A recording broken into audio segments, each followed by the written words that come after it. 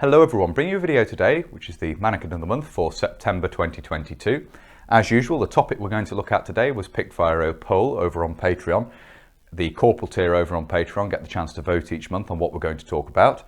And what we have on the mannequin here is the kit of a C2 gunner in the Canadian Army circa the mid-1970s, and this is based on photographs from the time.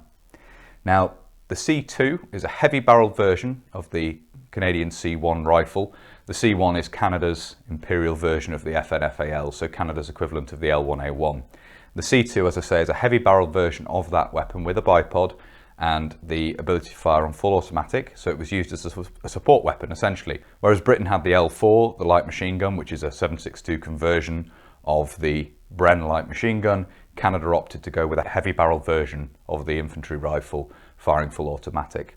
So a slight difference in doctrine there. This would affect the kit and equipment that was used at the time, and we'll get into that as we talk about the mannequin in more detail. Starting at the top, however, we have here the standard combat helmet for Canadian forces at the time. This is the M1 steel helmet, and this is fitted with a US vine leaf helmet cover or Mitchell pattern helmet cover. And then we have a rubber band securing that there. This is cut from a piece of inner tube. This was the common method used by Canadian forces for fitting helmet covers at this time. The basic uniform consists of the Canadian combat uniform. This is the lightweight shirt coat from the Canadian combat uniform, so the lighter weight version of the uniform.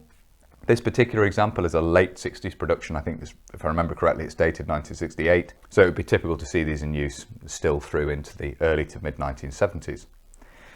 The equipment is a set of 1964 pattern web equipment, but it's been modified and has specific additions for use by a C2 gunner.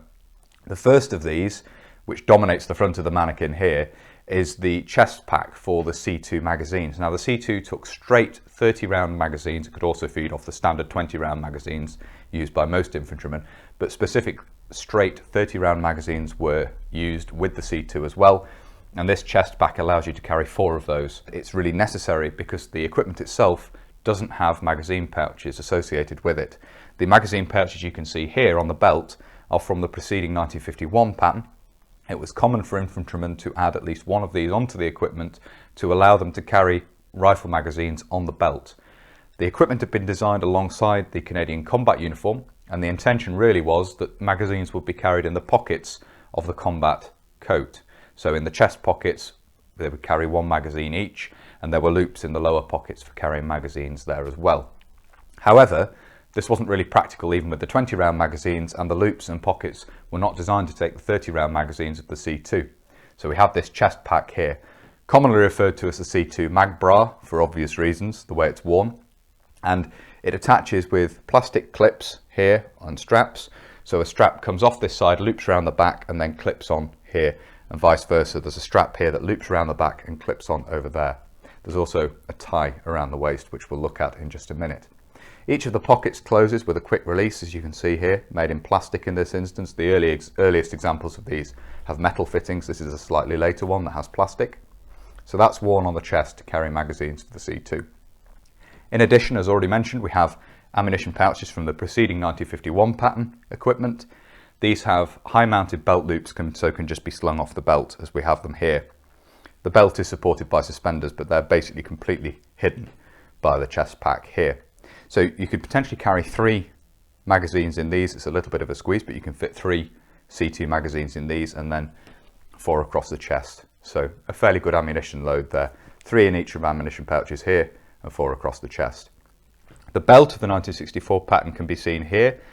The equipment used new materials, certainly as the equipment developed. Plastic was introduced, and it uses touch and close or Velcro fastenings to attach various items and to adjust the belt in terms of waist size. So innovative materials being used, but the overall concept of the design and its implementation was not good. The use of Velcro belt loops to attach things to the equipment was a problem, or would cause problems. A plastic buckle at the front here which literally slots together. It's 2 sections like this, and the other section slots in and is held in place by studs. This has been looked at in a previous video looking at the 1964 pattern in more detail, so I won't get into more detail of that here. Check out the channel if you want to see more about the equipment set itself. But that's the front of the mannequin. We'll start moving this around now and have a look at some of the other details. Looking at the right hand side of the mannequin here, you perhaps get a better shot of the 1951 pattern ammunition pouch there. As I say, in this instance we have a pair of these. It was common for one of these to be carried by all infantrymen, added onto the equipment to allow for magazines to be carried on the equipment. The sleeve of the combat uniform coming down here, with epaulette up on the shoulder, as you can see. We do have a reinforcement piece at the back of the elbow there. Something I've realised in digging this out is it's missing a button off the cuff, so I need to try and find a proper Canadian combat button to sew on there. This is the type before they introduced those with a loop of cloth through the button. The smaller buttons are still 4-hole buttons in this instance. I'll probably attach another example, a different example, maybe a battle dress button in the interim until I can find a proper Canadian button to use. If we lift the sleeve out of the way here, you can see the aforementioned grenade pouch round on the hip here. It's been moved round to the rear. Sometimes you see these reversed with the grenade pouch at the front and a 1951 pattern ammunition pouch round on the hip. That's not uncommon to see. From the photographs I'm copying, you can see the two 1951 pattern ammunition pouches at the front. So I've inferred that the grenade pouch has moved round to the side here, out of the way. And that's what we have here. This will carry two M26 type grenades, that sort of size of hand grenade. You can see here this also has a quick release, like the 1951 pattern pouches, but this again is made in plastic rather than metal. So that's an element of the 1964 pattern equipment there. You can see also around on the back here the canteen or water bottle. We'll have a look at that in a little bit more detail now.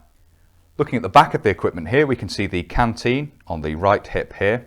This is in a carrier which is very similar to the USM 1956 design, apart from the fact that it has a Velcro belt loop on the back. And this of course is a plastic canteen nested in a metal cup. This is a very typical design used by many militaries around the world. On the other hip we have what was originally designed as a mess tin pouch and increasingly used for carrying other things such as the waterproof suit. That could be carried in here. And then we have the suspenders coming down the middle here. These take a Y form. You couldn't really see them at the front due to the use of the chest pack or mag bra. And these take a Y form at the rear here, joined with a piece across the back here. Very flimsy design really. They come down to a single strap at the rear which attaches to the belt using a Velcro belt loop, and that's basically the same method as is used at the front. You have a plastic buckle above there to give some adjustment to the length of the strap. Again, plastic fittings in common with the 1964 pattern design. It's basically a standard part of the design by this point was the use of these plastic fixtures and fittings. The back of the equipment here, you can see the two straps coming round from the chest pack. These are attached to the pack underneath the arm here, loop over the top. They can also be adjusted. You may be able to see here a plastic buckle at the top here. These can also be adjusted, and then they come down to the plastic hooks at the front which clip on to the front of the top of the chest pack. We also have a tape looping around the back here. You in fact have one piece of tape stitched down all the way across the front of the chest pack, leaving two tails which are very long. They could be looped right the way around the body and tied off at the front again. So you have those there to secure the chest pack around the lower part of the chest, around the base of the rib cage there. Stops it flapping around. That's the back of the mannequin. Looking at the left hand side of the mannequin here, there isn't a huge amount more to see. A little bit of damage to this shirt coat unfortunately, which I need to repair at some point. We have a slit in the arm there. You see it, the Canada title, which was worn on the other sleeve as well. I didn't mention that before. The subdued titles as used with the Canadian combat uniform there, and the pattern of 4-hole button there, which I need to try and find an example of to replace the one on the other sleeve. Lift this out of the way here, you can see the belt coming round, a better view of the width of the belt there for the 1964 pattern equipment, and the ties again on the chest pack coming round to the side there. But there's not a lot more else to see here. As I say, it's basically a mirror image of the other side in terms of the uniform. So that's the left hand side of the mannequin there. So there we are. I hope you found it interesting looking at this. The 1964 pattern is a much maligned design, and with good reason. I nevertheless find it fascinating and find it very interesting, and I like it from that point of view. So it's been nice putting this mannequin together. It's an interesting display piece, and it'd be nice to have this on display in the front room for the rest of this month until next Mannequin of the Month comes around. As I say, I do hope you found it interesting looking at this.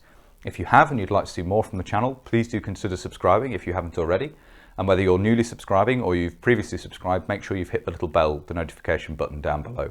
That will of course alert you when I upload future videos. If you really like my uploads and you would like to support the channel, you can. Both Patreon and PayPal are linked down below. And if you'd like to vote on the topic that's going to be covered each month, the corporal tier on Patreon gives you that opportunity. And I want to say here a big thank you to everybody who supports the channel using those two methods. As I always say, it really is greatly appreciated. Thank you all very much indeed.